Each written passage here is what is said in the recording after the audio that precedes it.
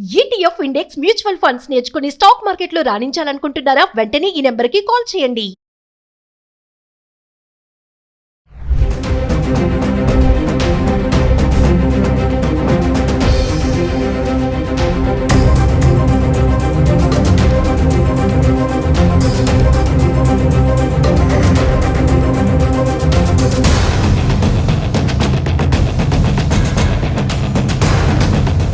నమస్తే, welcome back to Suman TV. ప్రస్తుతం మనతో పాటు ఉన్నారు consumers affairs committee chairman Mandari Krishna Reddy గారు.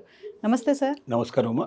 సార్, అహ్మదాబాద్ ప్లేన్ క్రాష్ గురించి మనం కొన్ని వీడియోలు చేస్తున్నాము, కానీ ఇంకా ఎందుకు జరిగింది ప్రమాదం, అసలు కారణం ఏంటి అనేది ఇప్పటికీ తెలియరాలేదు. అంటే బ్లాక్ బాక్స్ దొరికింది, వాయిస్ రికార్డర్ దొరికింది, చూశారు, అయినా సరే ఏంటి అనేది ఎవరు చెప్పలేకపోతున్నారు. కాబట్టి ఇప్పుడు ఒక కొత్త అప్డేట్ ఏంటంటే, ఏదైతే సీసీ ఫుటేజ్ ఉందో బ్లాస్టింగ్ది, అందులో నుంచి ఒక చిన్న ముక్క ఎగిరి పడుతుంది. మరి ఇప్పుడు అందరి నోట్లో కూడా ఒకటే పేరు, రమేష్ విశ్వాస్ కుమార్. ఇంత ప్రమాదం జరిగినా ఇతను ఎలా బయటపడ్డాడు, ఎంత సేఫ్గా వచ్చాడు బయటకు అందరూ అంటున్నారు. ఇతను అదృష్టవంతుడు, మృత్యుంజయుడు అని చెప్పుకుంటూ వస్తున్నారు. కానీ కొన్ని కోణాల్లో చూస్తే కొంచెం డౌట్స్ కూడా వ్యక్తం అవుతున్నాయి. మరి అంత ఎత్తు మించి పడితే ఇతను ఎలా బ్రతికాడు? ఇట్లా ఏమి పెద్ద పెద్ద గాయాలు ఏమి తగలలేదు. ఆ సీసీ ఫుటేజ్లో ఏదైతే ఒక చిన్న ముక్క ఎగిరి పడిందో ఇమీడియట్లీ బ్లాస్ట్ అవ్వగానే అది తనే అని చెప్పేసి అంటున్నారు, అతడేనా అని అంటున్నారు. మరి అంత ఎత్తు నుంచి పడితే మరి బ్రతికాడా? అంటే మీ అనలైసిస్లో మీరు చూస్తున్నారు, ఫాలో అవుతున్నారు ఇన్సిడెంట్ని, మీరేమనుకుంటున్నారు సార్? అహ్మదాబాదు ప్లేన్ క్రాష్ ఏదైతే ఉందో చాలా పెద్ద దుర్ఘటనది. భారతదేశ చరిత్రలో ఒకే ప్లేను అంటే మన ఇండియాలో కూలిన దాంట్లో ఇంత పెద్ద ఎత్తున, అంటే దీంట్లో ఏం జరిగింది, ఆ ఫ్లైట్లో ప్రయాణం చేసేటువంటి 242 మంది ప్రయాణికులతో పాటు అంటే క్రూ అంతా కలుపుకుంటే, దీంతో పాటుగా మళ్ళీ మెడికల్ కాలేజీ మీద అది కూలడం, అప్పుడే భోజనం చేస్తున్నటువంటి కొంతమంది మెడికోస్, కాబోయే డాక్టర్లు, సిబ్బంది, వాళ్ళు కూడా మరణించడం, అంతా కలుపుకునేసరికల్లా సంఖ్య పెరిగింది. ఇంకా పూర్తి సంఖ్య 100% నిర్ధారణకు రాలేదు. ఎందుకంటే క్షతగాతులైన వాళ్ళలో చాలామంది చికిత్స పొందుతున్నారు, దాంట్లో కూడా కొంతమంది సీరియస్గా ఉన్నారు. వాళ్ళలో కూడా ఇంకా కొంతమంది అయినా జరిగితే సంఖ్య పెరిగే అవకాశాలు ఉన్నాయి. పెరగకూడదనే మనం కాంక్షిద్దాం, అనుకుందాం.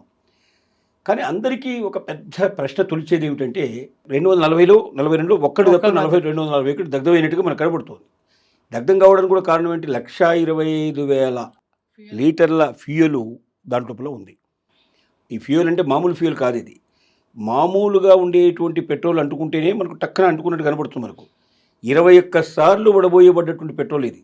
అంటే ఇది అంటుకోవడానికి సెకండ్, అంటే మన మామూలు పెట్రోల్ అందించడానికి అయ్యేటువంటి దానికన్నా దాంట్లో 10వ వంతు సమయంలోనే మొత్తం భస్మీపట్లం అయిపోతుంది. అదే 125,000 లీటర్లు ఒకేసారి మండితే ఆ మంట ఒక బాంబు, ఒక పెద్ద బాంబు జరిగినట్టుగా దాన్ని పడితే ఎంతైతే విస్ఫోటం జరుగుతుందో అంత విస్ఫోటం జరిగే అవకాశం ఉంది. అందుకే 241 శవాళ్ళు మాడి మసైపోతే దాంట్లోపల అసలు గుర్తుపట్టడమే చాలా కష్టమయ్యే పరిస్థితి. ఇప్పుడు దీని గురించి మనం తర్వాత మాట్లాడుకుందాం. ఈ జరిగిన విషయం ఏంటంటే, ఈ ఒక్కడు ఎలా బతికాడు, ఈ రమేష్ విశ్వాస్ కుమార్ అనేటువంటి వ్యక్తి ఎలా బతికాడు, ఒక మిరకలే, ఒక పెద్ద అద్భుతమైన విషయం. అందులోనూ పెద్ద గాయాలు ఏమీ లేవు, మామూలుగా దులిపేసుకొని లేచి నడిచి వచ్చేసాడు. అంటే ఏదో ఒక సముద్రంలోంచి అలా నడిచి వచ్చినట్టుగా, లేకపోతే ఒక పెద్ద మంటల్లోంచి అట్లా నడిచి వచ్చినట్టుగా మనం సినిమాల్లో చూస్తుంటాం. హీరో ఏవైతే ఉంటాడో అందరినీ చంపేసి అక్కడ బాంబులన్నీ విసిరేసి ఆ బాంబుల మధ్యలోంచి ఆ మంటల్లోంచి బయటకు వచ్చేస్తుంటాడు. అదంటే అక్కడ టెక్నికల్గా చూపించడం సాధ్యం అవుతుంది, కానీ ఇది టెక్నికల్ కాదు కదా, వాస్తవం కదా. ఇతను ఎలా బతికాడు, ఇది నిజమేనా అసలు వాస్తవంగా, ఎవరో ఊరికే అందులోంచి నడిచి వచ్చి నేను ఉన్నానని చెప్తున్నాడా అని కూడా చాలామందికి సందేహాలు ఉండే పరిస్థితులు ఏర్పడుతున్నాయి. అయితే 11A సీట్లో అతను అక్కడ రమేష్ కుమార్ అనేటువంటి వాడు ఉన్నాడు, రమేష్ విశ్వాస్ కుమార్ అనేవాడు ఉన్నాడు అని మాత్రం 11Aలో ఆ సీట్ నెంబర్లో ఉన్నట్టుగా నిర్ధారణ అయితే జరిగింది. అది అంత నిర్ధారణ జరగకుండా అంత గుడ్డిగా అయితే దాంట్లో పెట్టరు కదా, అది మాత్రం నిర్ధారణ జరిగింది. అయితే అతనే రమేష్ కుమారా కాడా అనేటువంటి విషయం మనకు స్పష్టంగా తెలియదు. దీనికి ముఖ్యమైన కారణం ఏంటంటే, దీని ఇప్పటిదాకా మనకు బ్లాక్ బాక్స్ దొరికింది, దాంట్లో వాయిస్ రికార్డుకు సంబంధించిన విషయం చూపినారు, పైలట్ ఏం మాట్లాడుతున్నారు సంగతి తెలిసినా కానీ ఇంకా పూర్తి విశ్లేషణ జరిగితే తప్ప ఈ యాక్సిడెంట్కి కారణం ఏంటో తెలియదు. రకరకాల రకరకాల ఆలోచనలు వస్తున్నాయి. దీని వెనుక ఏదైనా వేరే దేశం యొక్క ఏమైనా ఉన్నదా, దీంట్లో ప్రమేయం ఏమైనా ఉందా, వాళ్ళు ఎవరైనా చేశారా, 2 ఇంజన్లు ఒకేసారి ఆగిపోయే పరిస్థితి ఎందుకు ఏర్పడింది, ఇది ఇంతవరకు ఈ రకమైనటువంటి ఈ రకమైన విమానాల్లో ఇంతవరకు ఎప్పుడు జరగలేదు. బోయింగ్ విమానాల్లో ఈ రకంగా 2 ఇంజన్లు ఒకేసారి ఆగిపోవడం అనే పరిస్థితి, అదిగాక టేకాఫ్ సమయంలో ఆగిపోవడం అనేది అసాధ్యమైన విషయంగా ఇప్పటిదాకా జరిగింది. ఫస్ట్ టైం ఇది జరగడం అనేది ఆశ్చర్యపరుస్తుంది అందరినీ. దీనికోసం టర్కీ అనేటువంటి దేశానికి సంబంధించిన వాళ్ళు అక్కడ విమానాశ్రయం లోపల కొన్ని సేవలు అందిస్తున్నారు. ఈ టర్కీ దేశానికి సంబంధించిన సంస్థ ఈ మధ్యకాలంలో టర్కీ పాకిస్తాన్కి పూర్తిగా వాళ్ళ మిత్రపక్షం వహించి వాళ్ళకు బాంబులు సప్లై చేసి వాళ్ళకు పూర్తిగా మద్దతు ఇచ్చింది.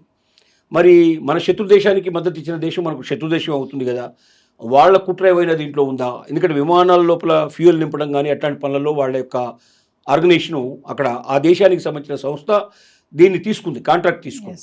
అక్కడ ప్రెసిడెంటు అంటే ఆ టర్కీ దేశానికి సంబంధించిన ప్రెసిడెంటు సొంతానికి సంబంధించినటువంటి సంస్థ అది.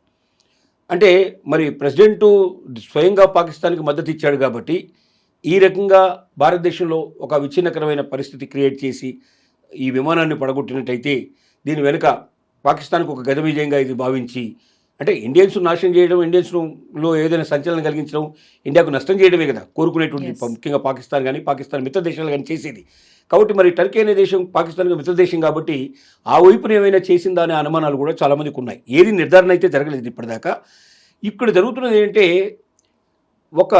ఆ మొత్తం మంటలు విపరీతంగా వ్యాపించి కాలిపోతున్న సమయంలో విమానం ఒక ముక్క ఎగిరి కింద పడినట్టుగా మనకు సీసీ ఫుటేజ్లో అంటే మీకు మొట్టమొదటి తీసినటువంటి విమానం అది ఒక పిల్లవాడు తీసిన విమానం. బ్లాస్ట్ అవ్వగానే ఒకటి ఎగిరి పడింది. ఆ వీడియో చూసినప్పుడు ఒకటి ఎగిరి పడినట్టు కనపడుతుంది.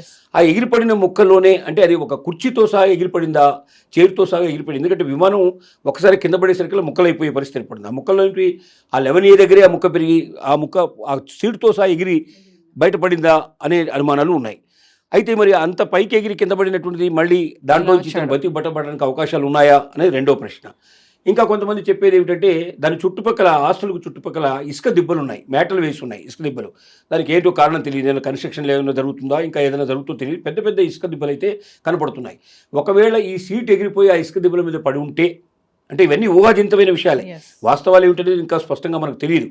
అలా పడి ఉంటే ఒకవేళ ఇసుక కాబట్టి ఎంత ఎత్తు నుంచి పడినా కూడా ఇసుక లోపల దెబ్బ తగలడం అనేది సాకపోవచ్చు అని ఒక ఆలోచన ప్రకారంగా ఇసుక దిబ్బ మీద పడ్డటువంటి కుర్చీలోంచి అతను లేచి అతను నడుచుకుంటూ రావడానికి ఒక అవకాశాలు ఉన్నాయి. ఎక్కువ దెబ్బలు తగిలే పాసిబిలిటీస్ లేవు అనేది ఒక ఊహాకరమైన విషయం.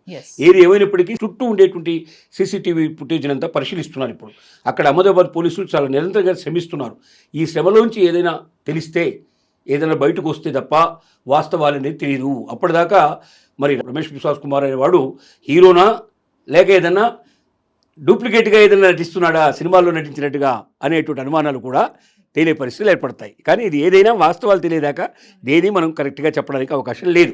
మామూలుగా చూసుకుంటే సార్ మరి బ్లాక్ బాక్స్ అనేది కీలకము, అది కనుక బయటపడితే మనకి తెలిసిపోతుంది ఏంటి ఎందుకు జరిగింది అనేసి అని అంటున్నారు కదా. మరి అది బయటకు వచ్చింది వాయిస్ రికార్డ్ అంటున్నారు, అయినా ఇంకా తెలియకపోవడానికి కారణం దాన్ని డీకోడ్ చేయాలి అంటే సులభంగా కాదు. ఎందుకంటే మొత్తం టోటల్ టెక్నికల్గా ఎక్కడ ప్రాబ్లం ఉన్నది అనే విషయం దాంట్లో కొన్ని రకాల కోడ్ భాషలో రాసి ఉంటుంది. ఓకే, అంటే అక్కడ అదంతా ఆటోమేటిక్గా జరిగేటువంటిది, ఎవరు చెప్పితే ఏదో చెప్పి రాసినట్టు ఉండదు. విమానాన్ని పరీక్షిస్తుంటారు, ఇంజన్ పరీక్షిస్తారు, ఇంజన్ పర్ఫెక్ట్గా ఉందా లేదా, దాంట్లో ఏదైనా రాంగ్ ఉందా, మిస్టేక్ ఉందా, అది ఆగిపోయి ఉందా, అది ఇంకా ఏదైనా నడవలేని పరిస్థితిలో ఉందా అనేది కోడ్ భాషలో దాని లోపల ఆ రిటర్న్గా ఉంటుంది. ఆ కోడ్ భాషను డీకోడ్ చేయడానికి అంత సులభమైన విషయం కాదు. దానికి తగినటువంటి వ్యక్తులు రావాలి, ఈ దేశంలో ఉన్నారా, ఇతర దేశాల నుంచి రప్పించాల్సిన పరిస్థితి ఉందా, వాళ్ళు వచ్చి దాన్ని చెక్ చేసి నిర్ధారణ చేయడానికి కొంత సమయం తీసుకుంటుంది.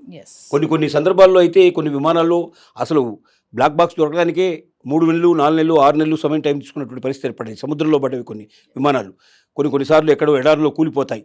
అలాంటి చోట దొరకడం చాలా కష్టం. ఎక్కడో దూరంగా 10 కిలోమీటర్ల డిస్టెన్స్లో కూడా పడినటువంటి సందర్భాలు ఉన్నాయి.